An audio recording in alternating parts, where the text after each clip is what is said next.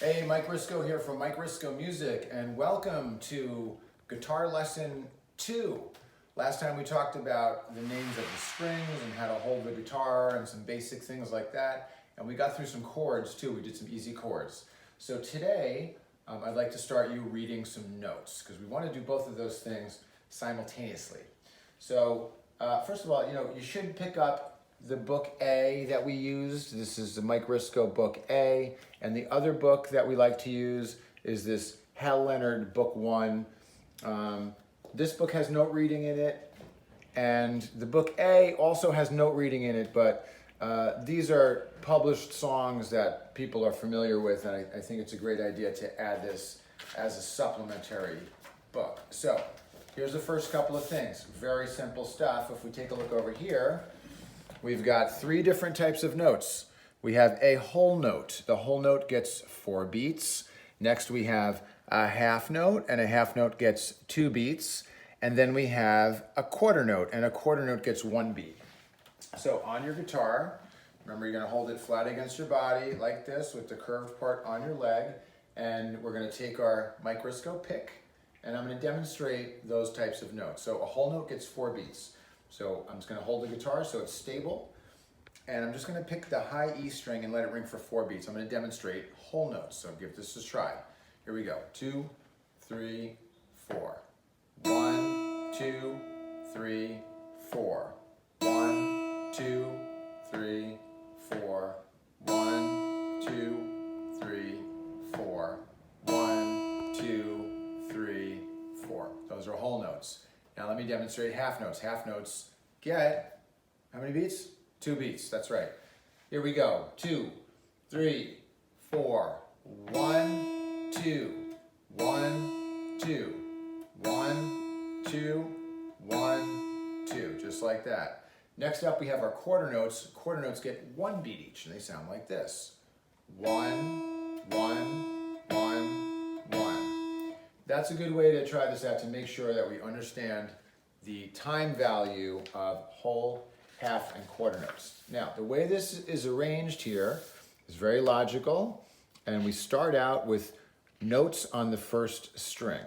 So we've got the note E, and in this book there's a little diagram, and also shows you here the actual note where it is placed on the staff. This thing is called the staff.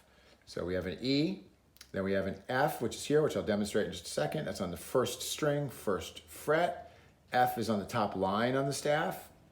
And then we have the note G, and in our diagram, it shows that G is 3rd finger, 3rd fret, and it sits up on top of the staff. All right, so we're gonna look down here. We're gonna play example number 1. There are 4 beats in each little section, which is called a measure. And we have E, F, G, F, E. And that would be the first thing to do, is just go through the book and understand what those notes are. Now let's play them. So we're going to play exercise number 1 on page 6 in the Hal Leonard book. Now first let's just check the notes out. E is here, open, and that was the note that was in the top space of the staff. The note F is here, and remember we want good finger placement right behind the fret. That's an F. And F is on the top line of the staff. And then our note G is here on the 3rd fret, and that's the note that sits up on top of the staff. That's a G. Now, one thing that's important for beginning students is when you play, you want to try as best you can to keep your fingers sort of opened up, hovering over the notes you're going to play. A lot of people make the mistake of, they play like an F, for instance, and their hand's here. Then when they have to play G, they have to go look for it and move around a lot. So we want to try to keep our hands open up like this, so when we need a note, we just put our finger down and we're right where we need to be. So I'm going to play this line here. Again, it's E, F, G, F, E. And we have all whole notes in this example. All right, I'm going to count us in. 2, 3, 4. E. 1, 2, 3, 4, F.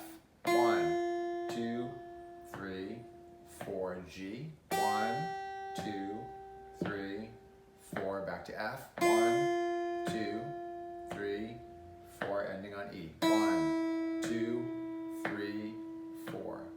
Good job. Next up, we have half notes.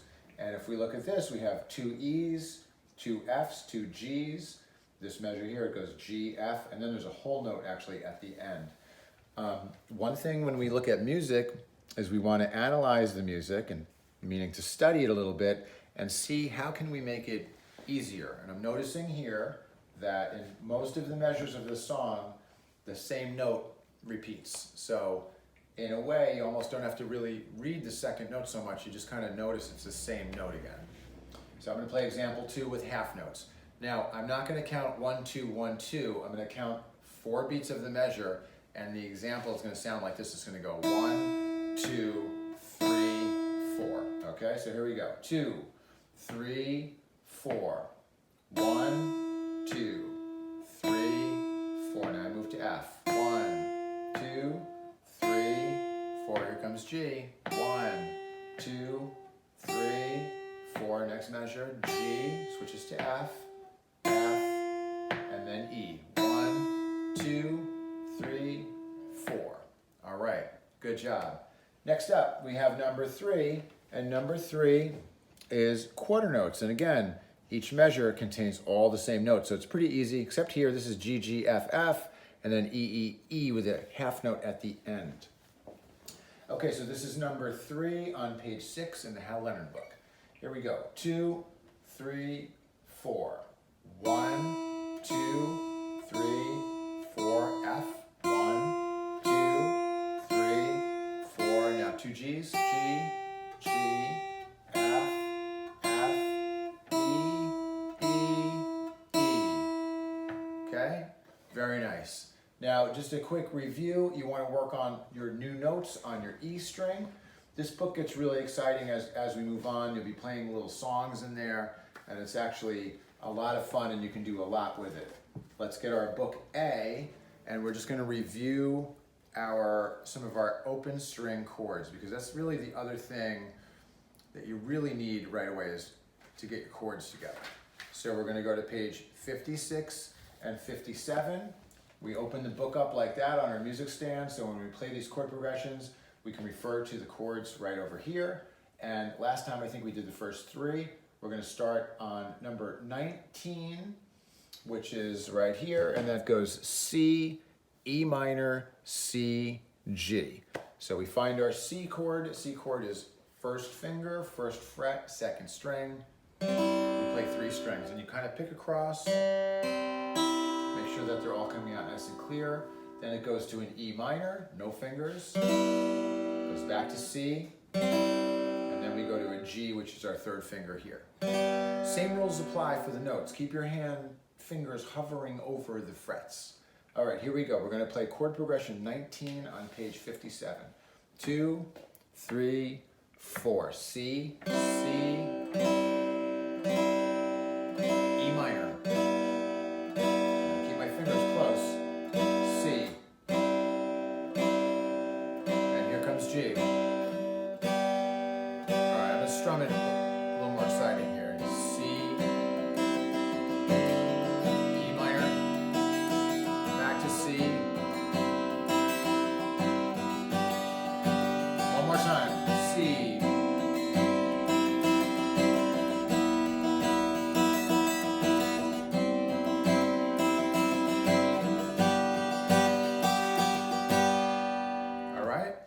One more quick progression. Next one, E to A. Let's do it. E, E, A, E, A. Here we go. E looks like this. First finger, 3rd string, like this. A is 2 fingers. 2nd finger on the 3rd string, 2nd fret. 3rd finger on the 2nd string, 2nd fret. Okay, so we have this. E, 1, 2, 3, 4, A.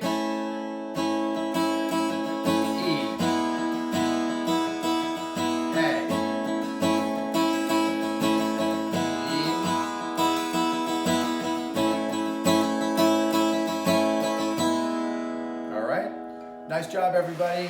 I'm Mike Risko, and thanks for tuning in. Can't wait to see you for lesson number 3. And if you have any questions about that, you can, of course, give us a call at 914-762-8757. We'll see you next time.